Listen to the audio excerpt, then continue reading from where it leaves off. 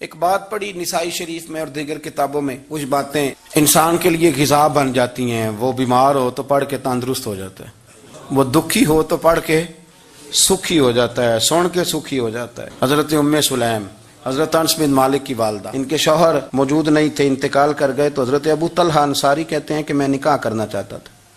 حضرت ابو طلحہ بڑے سمجھدار آدمی تھے، زیرک تھے، مالدار تھے، عقل مند دانا بندے تھے۔ انہوں نے پیغام بھیجا حضرت ام سلیم سے کہ تیرے ساتھ نکاح کرنا ہے۔ سمجھدار آدمی تھے، عقل مند تھے۔ حضرت ام سلیم کہنے لگی کہ آپ نے پیغام نکاح بھیجا ہے تو آپ جتنے وزادار اور شریف آدمی، آپ کا پیغام نکاح رد نہیں کیا جا سکتا، پر میری نکاح کی شرطیں بڑی سخت ہیں۔ ہم نے کہا وہ کیا؟ کہنے لگی میرا حق مہر بڑا مہنگا ہے، اگر آپ میرا حق مہر ادا کریں تو وہ میں آپ سے نکاح کر لیتی ہوں۔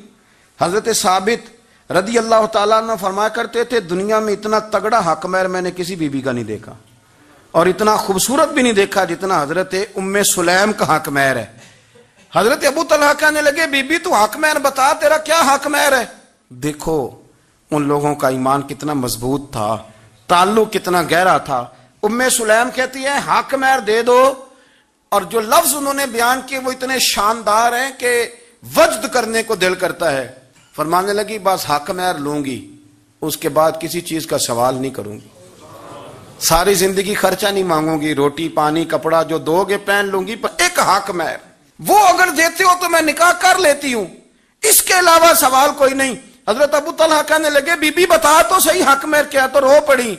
کہنے لگی تو غیر مسلم ہے، میرے نبی کا کلمہ پڑھ جا، یہی میرا حق مہر بن جائے گا، تو حضور کا غلام ہو جا، میں ساری زندگی روٹی نہیں مانگتی، میں کسی شے کا سوال نہیں کرتی، میں غریبی میں جیوں گی، میں تھوڑے پہ گزارا کروں گی، پر میرے رسول کا کلمہ پڑھ جا، یہ میرا حق مہر بن جائے گا۔ آپ یارو اس درد کو سمجھو نا، تو کلمہ پڑھ جا۔ حضرت ابو طلحہ کہنے لگے میں بھی دین کے بڑا قریب تھا، لیکن تیرا سچا اور سچا جذبہ بتاتا ہے کہ دین سچا ہے۔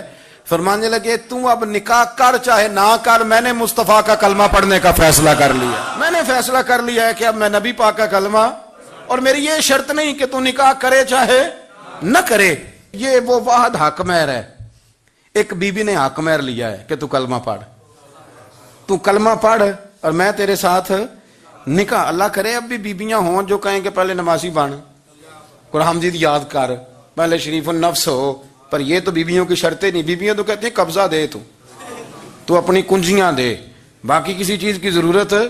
میرے رسول کریم علیہ السلام کے غلاموں کی دین کے ساتھ جو کمٹمنٹ ہے، دین کے ساتھ ان کا جو گہرا مضبوط ربط ہے، اس ربط کا انداز یہ ہے کہ عورتیں بھی کہتی ہیں کہ آپ کلمہ پڑھ جائیں، ہمارا حق مہر ہو گیا۔